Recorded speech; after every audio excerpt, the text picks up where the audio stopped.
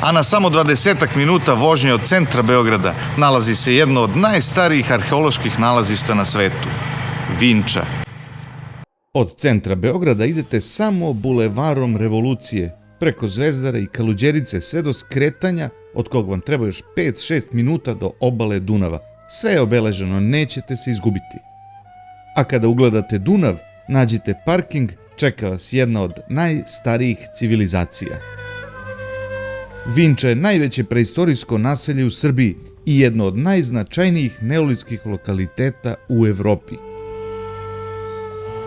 Na panou su prikazane sve faze iskopavanja na srpskom i engleskom jeziku, tako da možete upoznati sve detalje o radu na otkrivanju ovih drevnih tajni. Od Dunava do lokaliteta sledi mali uspon od nekih 40 stepenica do Muzeja vinčanske kulture. Muzej u Vinči pripada Muzeju grada Beograda, a najviše izloženih predmeta je iz doba neolita. A onda saznajem da su Vinčanci imali uticaj na svetsku civilizaciju. Prvo topljenje metala na svetu dogodilo se baš u Vinči. Izlivanjem nekoliko kapi metala Vinčanci menjaju tok cele civilizacije. A sada se nalazim ispred replike kuće iz vinčanskog perioda. Kažu da su samo kuće iz onog perioda bile malo veće od ove. Kuća je pravljena od blata i slame, pokrivena drvetom i slamom. Taj način gradnje se održao sve do prošlog veka.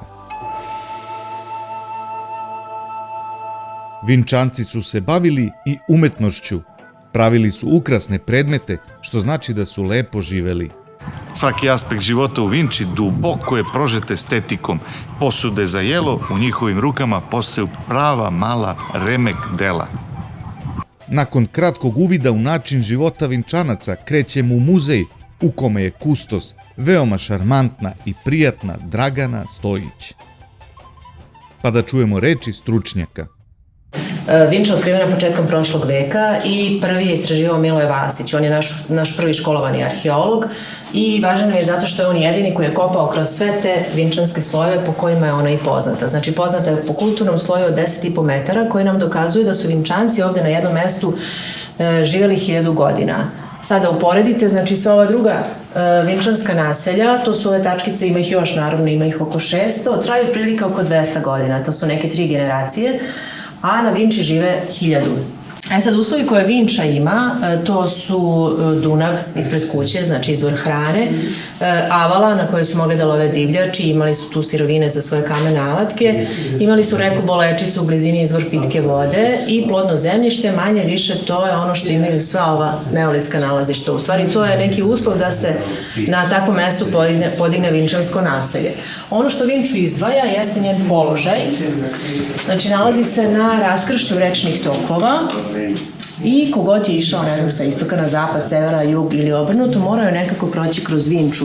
I to je najverovatniji razlog zašto se Vinča razvija u neku vrstu, hajde, uslovno kažem, trgovačkog središta, odnosno nekog centra za razmenu dobara.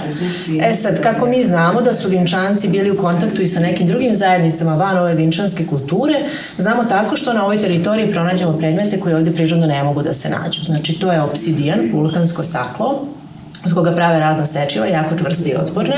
Naš potiče sa Karpata i to su spondylus školjke koje prirodno žive samo u Sredozemnom moru. Znači, od njih prave nakiti, neke ogrlice ili narukvice. Sad, šta Vinčanci njima daju za uzvrat, to sad ne možemo da znamo, osim viška proizvoda. Možemo samo da pretpostavimo da je možda njihova ekskluzivna roba bio cinabarit koga su nalazili na avali, od koga su pravili pigment crvene boje i bojili one posude i figurine u crveno. Možda ste čuli da se za Vinču kaže da je bila grad, znači za nju može da se kaže da je bila grad, kuće su građene praktično jedna pored druge.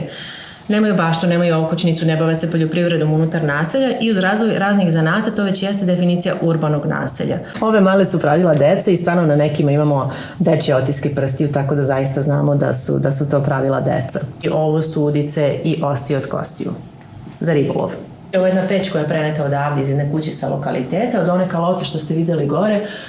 Očuvao se samo ovaj delić naravno pao i na toj podnici sa one strane vidimo koliko je puta ona obnavljena. Znači to se isto vidi pošto se ti slojevi odvajaju. Znači ovo je žrvanj, služi za drobljenje žitarica, da se napravi neka vrsta brašna. Nije to baš brašno kao danas, ali dovoljno da se usitni, da se razbije ta opna i da se lakše svari. I to je nešto što je baš tipično za venčansku kulturu. Prosopomočni poklopac znači poklopac sa nekim licem. Sad, na šta vama liči su sova ili mačka, to su uglavnom neka ta dva tumačenja.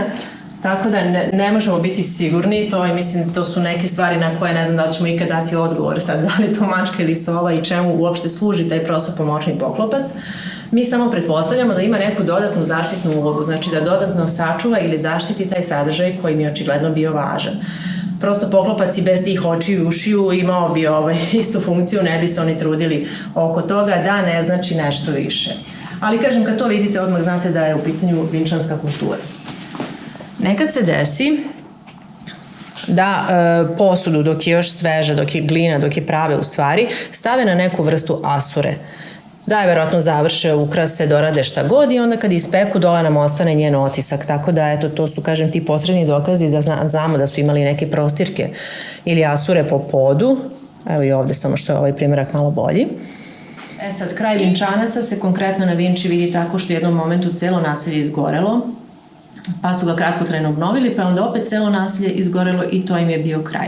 Sad postoji nekoliko teorija o njihovom kraju, da li je to sad vezano za prodor ovih zajednica sa istoka i severoistoka, da li je u pitanju neki ekonomski krah ili zarazne bolesti, što opet ne možemo da znamo jer, kažem, nemamo te skelete, ali to su neke teorije koje se tiču njihovog kraja. I ono što je zanimljivo, ovo je nakit iz srpske srednjevekovne nekropole. Ima nekoliko stotina, ako nema i 1000 grobova, znači jedna od većih srpskih nekropola kod nas, samo što je to nekako, kad se kaže Vinča, pomisli se naravno na vinčansku kulturu i na neolit, a ne baš na ovu srednjevekovnu nekropolu, tako da to je nakit iz grobova sa te nekropole. Ostalo je još puno toga da se kaže, ali najbolje je da prošetate do Vinče i sami upoznate tajne ove drevne civilizacije.